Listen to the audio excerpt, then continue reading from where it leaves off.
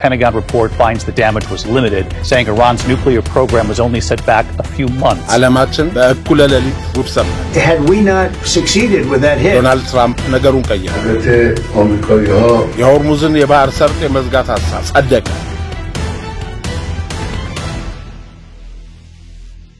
በኢራንና በእስራኤል የተጀመረው ቀውስ ወደ ዓለም አቀፍ ቀውስ ሊቀየር ነው።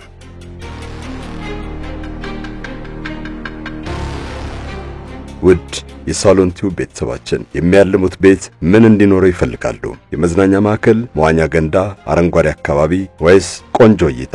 ይህን ሁሉ ያሟላው ዴምሲ ሪል ስቴት ነው። 60% የባንክ ብድር የተመቻቸለት ነው። 40%ውን በ3 ዓመት ከፍለው ያጠናቅቃሉ። ቀሪውን 60% የሚከፍሉት በ20 ዓመታት እየኖሩበት ነው። በቅድሚያ ግን የ8% ክፍያ ይጠበቅቦታል። ተጨማሪ መረጃ ከፈለጉ በ0932 919010 ደውለው ሲመጡ የዋጋ ቅናሹ ከ30% ወደ 35% ከፍ ብሎ ያገኙታል። እስካሁን አሜሪካ በድንገት በሰነዘረችው ጥቃት በ3 የኢራን ኒውክሌር ማበልጸጊያ ጣቢያዎች አካባቢ ምንም አይነት የራዲዮ አክቲቭ ፍሳሽ አለመገኘቱ ተገልጿል።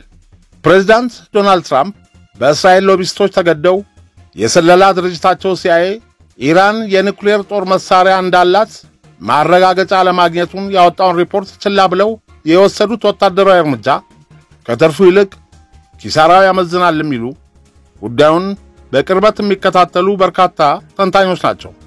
ፕሬዝዳንት ዶናልድ ትራምፕ ሰኞ ለማክሰኞ አጥቢያ ከሌሊቱ 8 ሰዓት ላይ በእስራኤልና በኢራን መካከል ሙሉ የተኩስ አቁም ስምምነት ላይ መደረሱንና ግጭቱ ሊያበቃ መሆኑን እንኳን ደስ አላችሁ በማለት አውጀዋል። ፕሬዝዳንቱ ትሩዝ ሶሻል ሚዲያ በተባለው የማህበራዊ ሚዲያ ገጻቸው ላይ ባሰፈሩት ረጅም መልእክት እንኳን ደስ ያላችሁ፣ ሁለቱም ተፋላሚ ሀገራት በቀሩት ጥቂት ሰዓታት ውስጥ በመካሄድ ላይ ያሉ ወታደራዊ ግዳጆችን ካጠናቀቁ በኋላ የተኩስ አቁም ስምምነቱ ተግባራዊ መሆን ይጀምራል። ይህ ለዓመታት ሊቀጥል ይችል የነበረና የመካከለኛው ምስራቅ ሊያወድም ይችል የነበረ ጦርነት ነው። ነገር ግን አልሆነም፣ ወደፊትም አይሆንም ብለዋል። ለስምምነቱ መሳካት የሁለቱንም ሀገራት ጥንካሬ፣ ድፍረትና ብልህነት አደንቃለሁ ብለዋል። አወዛጋቢው የአሜሪካ ፕሬዝዳንት ዶናልድ ትራምፕ ለ12 ቀናት ሲካሄድ የነበረውን ጦርነት በቀጣዮቹ ከ24 ሰዓታት በኋላ በይፋ እንዳበቃ ይቆጠራል ያሉ ሲሆን በቀጣዮቹ የመጀመሪያ 12 ሰዓታት ኢራን የተኩስ አቁሙን ትተገብራለች። በቀጣዮቹ 12 ሰዓታት ደግሞ እስራኤል የተኩስ አቁሙን ትቀጥላለች ብለዋል።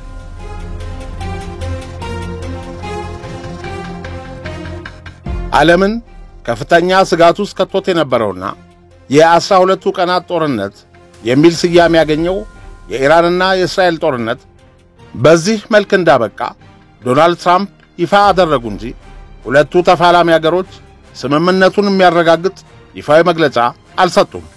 በሌላ የተያያዘ ዜና የዓለም ሀገራት መሪዎች የትራምፕን ውሳኔ አውግዘዋል። የቻይናው ፕሬዝዳንት ዢ ጂንፒንግ ትራምፕ የዓለም አቀፍ ሰላምን ጥሰዋል ሲሉ የእንግሊዙ ጠቅላይ ሚኒስትር ሰር ኬር ስታርመር ውጥረቱ እንዳይባባስ አሳስበዋል። ዶናልድ ትራምፕ በሁለቱ ሀገራት መካከል ይህን ስምምነት ለማምጣት ከተጫወቱት ሚና በስተጀርባ በሕይወት ዘመናቸው ማግኘት የሚፈልጉትን የኖቤል የሰላም ሽልማት ለመሸለም የሚያስችል ዲፕሎማሲያዊ ድል አግኝተዋል። ነገር ግን ከስምምነቱ ላይ ለመድረስ ምን ጥረቶችን እንዳደረጉ እስካሁን በዝርዝር አልታወቀም። በተያያዘ ዜና የኢራኑ መሪ አያቶላ አሊ ኻሜኒ ሰኞ ሌሊት ለማክሰኞ አጥቢያ አገራቸው በአሜሪካ ጦር ሰፈሮች ላይ ለፈጸመችው ጥቃት ምላሽ ሰጥተዋል። በኤክስ የማህበራዊ ትስስር ገጽ ባስተላለፉት አጭር መልእክት ማንም ላይ ጉዳት አላደረስንም፣ ለማንም ትንኮሳም አንንበረከክም ብለዋል። የአያቶላ አሊ ኻሜኒ መልእክት ዩናይትድ ስቴትስ ለኢራን ጥቃት ወታደራዊ ምላሽ ላለመስጠት መወሰኗን ተከትሎ የመጣ ነው።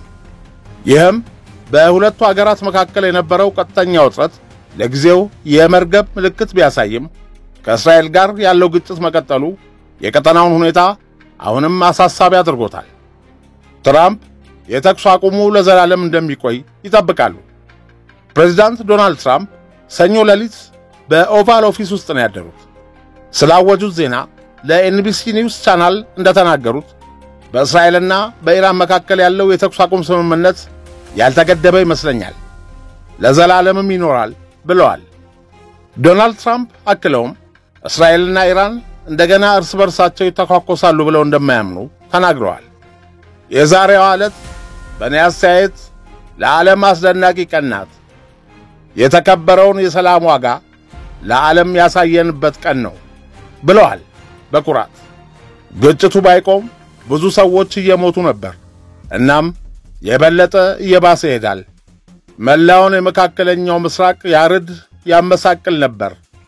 ለአሜሪካ ጥሩ ቀን ነው፣ ለመካከለኛው ምስራቅም ታላቅ ቀን ነው። ስራውን ማከናወን በመቻሌ በጣም ደስተኛ ነኝ ሲሉ ፕሬዝዳንቱ ተናግረዋል።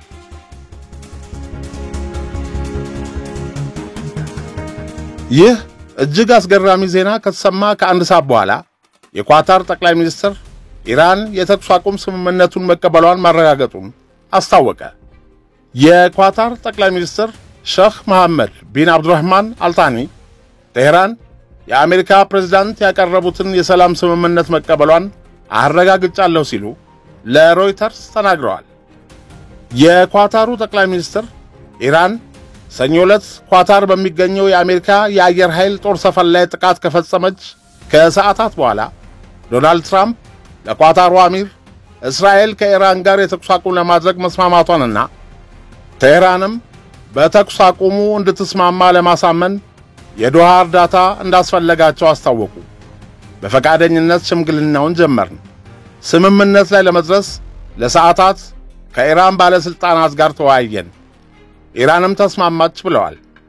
ይህ በእንዲህ እንዳለ በኢራን ላይ ለ11 ቀናት ጥቃት ሲሰነዝር የሰነበተው የእስራኤል የስለላ ተቋም ሞሳድ ባልተለመደ መልኩ ቴህራን ውስጥ 20 ለሚሆኑ የኢራን ጦር ጀነራሎች በእጅ ስልካቸው ላይ የደወለ አያቶላን ከመደገፍና ከማገልገል እንዲቆጠቡ ሲያስጠነቅቅ ማምሸቱ ተሰምቷል። የሞሳድ የማስጠንቀቂያ የስልክ መልእክት የደረሳቸው ጀነራሎች የታዘዙትን የማይተገብሩ ከሆነ እንደሚገደሉ የሞሳድ ሰዎች ያስፈራሯቸው መሆኑን ጀነራሎቹ ተናግረዋል። Iran will never rebuild its nuclear from there. Absolutely not. That place is under rock. That place is demolished. በእስራኤልና በኢራን መካከል የተቀሰቀሰውን ጦርነት ተከትሎ የዓለማችን 20% የሚሆነው ድፍድፍ ነዳጅ የሚተላለፍበትን የሆርሙዝን የባህር ሰርጥ ለመዝጋት የቀረበውን የውሳኔ ሐሳብ የኢራን ፓርላማ አጽድቋል። ፓርላማው አሜሪካ እስራኤልን በማገዝ ቅዳሜ ለእሁድ አጥቢያ ሚድናይት ሃመር በሚል ስያሜ በኢራን 3 የኒውክሌር ማብለያ ተቋማት ላይ የአየር ድብደባ መፈጸሟን ተከትሎ ነው። 40 ኪሎ ሜትር ያህል ስፋት ያለው የሆርሙዝ የባህር ሰርጥ የመዘጋት አደጋ ካጋጠመው በዓለም የነዳጅ ዋጋ ላይ የሚፈጥረው ተጽዕኖ ወደ ዓለም አቀፍ ቀውስ ሊቀየር እንደሚችል ብዙዎች ከወዲሁ ስጋታቸውን እየገለጹ ነው። የኢራን ፓርላማ ያጸደቀውን ይህን ውሳኔ ሐሳብ በተመለከተ የኢራን መንግስታዊ ቴሌቪዥን ባቀረበው ዘገባ የሆርሙዝ የባህር ሰርጥ ፈሳሽ ነዳጅና የተፈጥሮ ጋዝ የጫኑ መርከቦች ዋነኛ መተላለፊያ ሲሆን እንደ አውሮፓውያን አቆጣጠር በ2024 በአንድ ቀን ብቻ 20.3 ሚሊዮን በርሜል ነዳጅ ዘይት እንደተላለፈበት መረጃ አጋርቷል። አሜሪካ ከእስራኤል ጋር በማበር ኢራን ውስጥ በሚገኙ 3 የኒውክሌር ተቋማት ላይ ጥቃት ማድረሷን ተከትሎ ኢራን በቀጣይ ምን አይነት እርምጃ ትወስዳለች ተብሎ እየተጠበቀ ያለ ነው። ኢራን በኳታርና በኢራቅ በሚገኙ የአሜሪካ የጦር ሰፈሮች ላይ የሚሳኤል ጥቃት በፈጸመው የታወቀው በኢራን መንግስት የሚተዳደረው ተስኒም የዜና ወኪል ሰኞ አመሻሽ ላይ የኢራን አብዮታዊ ዘብ የፈጸመው የሚሳኤል ጥቃት ኳታርና ኢራቅ ውስጥ በሚገኙ የአሜሪካ የጦር ሰፈሮች ላይ ያነጣጠረ መሆኑን ዘግቧል። ኳታር በሚገኘው አልኡደይድ የአሜሪካ የጦር ሰፈር ላይ በኢራን የተፈጸመውን የሚሳኤል ጥቃት ተከትሎ የኳታር የውጭ ጉዳይ ሚኒስቴር ቃል አቀባይ መጅድ አልአንሳሪ ድርጊቱን በጽኑ አውግዘው ይህ የኳታርን የግዛት ሉዓላዊነት፣ የአየር ክልሏን፣ የዓለም አቀፍ ሕግንና የተባበሩት መንግስታትን ቻርተር የሚጋፋ ከባድ ጥሰት አድርገን እንቆጥረዋለን ብለዋል።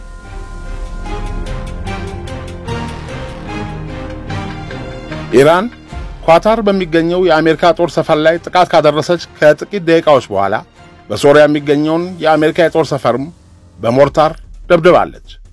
በሶሪያ ምዕራብ ሐሳካ ግዛት በሚገኘው የአሜሪካ ጦር ሰፈር ላይ ጥቃት ከደረሰ በኋላ በአካባቢው ውጥረት መንገሱን የኢራን ዜና አገልግሎት ዘግቧል። ይህን ተከትሎ የኢራን መከላከያ ሚኒስትር ብርጋዴር ጀነራል አዚዝ ናስር ዛዴህ ሁሉም በአረብ ሀገራት ያሉ የጦር ሰፈሮቿ በእኛ የሚሳኤል ኢላማ ውስጥ ናቸው፣ ሁሉንም የአሜሪካ ጦር ሰፈር አስተናጋጅ አገሮችን ምንም ይሁን ምን የጥቃት ኢላማ እናደርጋለን ሲሉ ማስጠንቀቃቸው ተሰማ። በአካባቢው ማንኛውም ግጭት በሚፈጠርበት ጊዜ አሜሪካ ጦሯን ይዛ ክልሉን ለቃ መውጣት አለባት ያሉት የኢራን መከላከያ ሚኒስትር ብርጋዴር ጀነራል አዚዝ ናስር ዛዴህ አንዳንድ የአውሮፓ መንግስታትና ሰላም ወዳድ አገራት የኒውክሌር ባለቤት መሆን ባለመሆናችን ዙሪያ ለድርድር እንድንቀመጥ እየገፉን ነው። እኛ ሁልጊዜም ቢሆን ለውይይትና ለድርድር ዝግጁ ነን ብለዋል።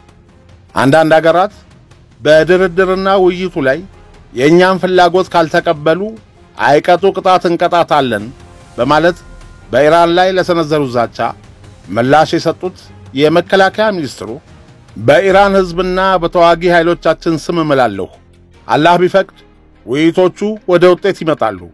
ነገር ግን እንደተለመደው በአንዳንድ በጥባጮች ሚና ካልተቋረጠና ግጭት ቀስቃሽ ናችሁ ተብለን በእኛ ላይ ጥፋቱ ከተጫነ የሌላኛው አካል ጉዳት በእርግጠኝነት ከኛ የበለጠ ከባድ ይሆናል ሲሉ አሜሪካን፣ እንግሊዝንና ጀርመንን በዋነኝነት ደግሞ እስራኤልን አስጠንቅቀዋል። የኢራኑ መከላከያ ሚኒስትር ብርጋዴር ጀነራል አዚዝ ናስር ዛዴህ የኢራን እስላማዊ አብዮታዊ ዘብ የሰለጠነ ለማንኛውም ተልእኮ ብቁ የሚያደርገውን ሁለንተናዊ ቁመና የተላበሰና ሙሉ በሙሉ የታጠቀ ነው ብለዋል። የቅርብ ጊዜ ስኬታችን ባለፈው ሳምንት 2 ቶን አረር የተሸከመ ሚሳኤል በተሳካ ሁኔታ ተኩሰናል። አዲሱን የኸይበር መካከለኛ ርቀት ባለስቲክ ሚሳኤል ለመጀመሪያ ጊዜ በእስራኤል ላይ አስወንጭፈናል። ይህም ኢራን ወታደራዊ ዝግጅቷንና የመከላከያ ኃይሏን በቀጣይ ለምትወጣው ግዳጅ ዝግጁ አድርጓታል ብለዋል። ኢራን በአሜሪካ የጦር ሰፈር ላይ የሰነዘረችውን ጥቃት ተከትሎ የአሜሪካው ፕሬዝዳንት ትራምፕ አስገራሚና መላውን ዓለም እያነጋገረ ያለ መግለጫ አስነብበዋል።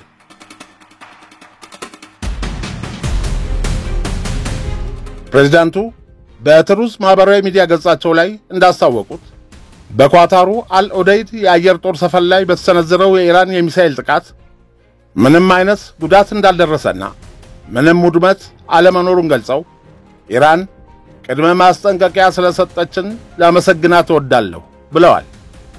ከሁሉም በላይ ደግሞ በውስጣቸው የነበረውን ሁሉ ተንፍሰውታል። እናም ተስፋ እናደርጋለን ከዚህ በኋላ ምንም አይነት ጥላቻ አይኖርም። ምናልባት ኢራን አሁን በቀጠናው ወደ ሰላምና ስምምነት ልትጓዝ ትችላለች። እኔም እስራኤል ተመሳሳይ ነገር እንድታደርግ በሙሉ ልብ አበረታታታለሁ ሲሉ ዶናልድ ትራምፕ አስገራሚውን ጽሑፋቸውን አብቅተዋል። ይህ የፕሬዝዳንቱ መግለጫ የአሜሪካ ጦር በኢራን ላይ ጥቃት ከሰነዘረ በኋላ ይከተላል ተብሎ ሲጠበቅ ከነበረው ጠንካራ የአጸፋ ምላሽ በእጅጉ የተለየ ነው። በዚህም ሁለቱም ሀገራት ከገቡበት አደገኛ የግጭት አዙሪት መውጫ የወንድ በር እየፈለጉ ነበር ይሆን ብለው የሚጠይቁ በርካቶች ናቸው። ባህሬን ኢራን ኳታር በሚገኘው አልዑደይድ የጦር ሰፈር ላይ ሰነዘረችውን የሚሳኤል ጥቃት አጥብቃ በማውገዝ ከኳታር ጎን እንደምትቆም ይፋ አደረገች። የባህሬን የውጭ ጉዳይ ሚኒስትር ሰኞ ዕለት ባወጣው መግለጫ የኢራን ጥቃት የኳታርን ሉዓላዊነትና የአየር ክልል እንዲሁም ዓለም አቀፍ ሕግንና የተባበሩት መንግስታትን ቻርተር በግልጽ የጣሰ ነው ሲሉ አውግዘውታል። የባህሬን ውጭ ጉዳይ ሚኒስቴር መግለጫ አክሎም ባህሬን በዚህ ክልሉ በሚገኝበት አስቸጋሪ ሁኔታ ውስጥ ለኳታር ሙሉ ድጋፏንና ወገንተኝነቷን እንደምትገልጽ አረጋግጧል። የባህረ ሰላጤው የትብብር ምክር ቤት አባል አገራት በኢራን ድርጊት ላይ ተመሳሳይ አቋም እንዲይዙም ጥሪ አድርጋለች።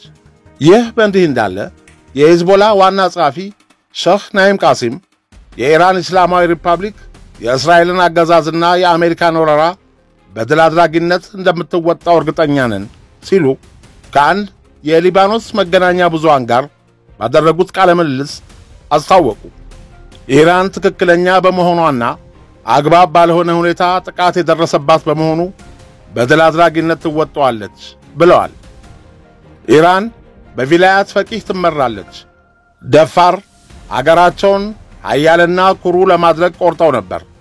በእስላማዊው ዓለም የተከበሩ የእስልምና አብዮት መሪ በጽዮናዊቷ እስራኤልና በደም መጣጯ አሜሪካ ከተጠቁ በዓለም ላይ ከባድ መዘዝ እንደሚያስከትል አጥቂዎቹ ሊረዱት ይገባል ሲሉ አስጠንቅቀዋል።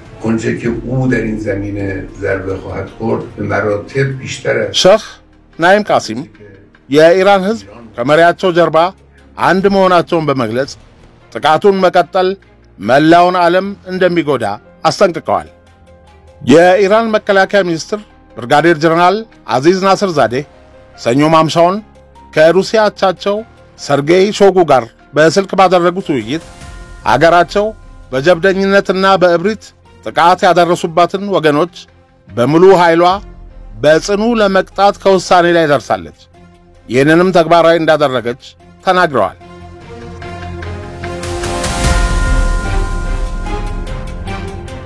ጀነራል ናስር ዛዴ አክለውም ሩሲያ ለኢራን ላሳየችው አጋርነት አመስግነዋል። በዚህ ጦርነት ወንጀለኛውን የእስራኤል አገዛዝ ብቻ እንደማንገጥም ግልጽ ነው። ይልቁንም ዩናይትድ ስቴትስና አንዳንድ አገሮች ያልታወቀባቸው ይመስል እብደታቸውን ከወንጀለኛው የእስራኤል አገዛዝ ጀርባ ሆነው በኢራን ሕዝብ ላይ ጥቃት ይሰነዝራሉ። እነዚህ መንግስታት ተገቢውን ቅጣት ሊቀጡ ይገባል ብለው እንደሚያምኑም ተናግረዋል። የኢራን መከላከያ ሚኒስትር በቀጠናው ላሉ በርካታ ችግሮችና አለመረጋጋት መንስኤው የአሜሪካ መንግስት ነው፣ ኢራንና ሩሲያ በቀጠናውና በዓለም ሰላምና መረጋጋትን ለማስፈን ጥረት ማድረጋቸውን ይቀጥላሉ ብለዋል። የኒውክሌርን ጉዳይ ሰበብ በማድረግ ኢራንን ማጥቃት ትክክል አይደለም። እነዚህ የአገሪቱ ጠላቶች ኢራንን ለማዳከምና በአካባቢው የጸጥታ ችግር እንዲስፋፋ እየፈለጉ ነው ሲሉ ለሩሲያ መከላከያ ሚኒስትር አስገንዝበዋል። የሩሲያ አቻቸው በበኩላቸው ሩሲያ በክልሉ ውስጥ ያሉትን ሁሉንም እንቅስቃሴዎች በጥብቅ እየተከታተለች እንደሆነና የኢራን እስላማዊ ሪፐብሊክ በሚያስፈልጋት ሁሉ ከጎኗ እንደሆነች ድጋፏንም እንደምትቀጥል ለኢራኑ መከላከያ ሚኒስትር አስታውቀዋል።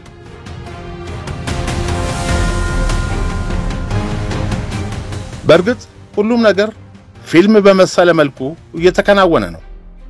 ዶናልድ ትራምፕ ከኢራን መሪ ጋር ይታረቁ ይሆን? ይህ የብዙዎች ጥያቄ ነው። ሰላም ለዓለማችን ይሁን።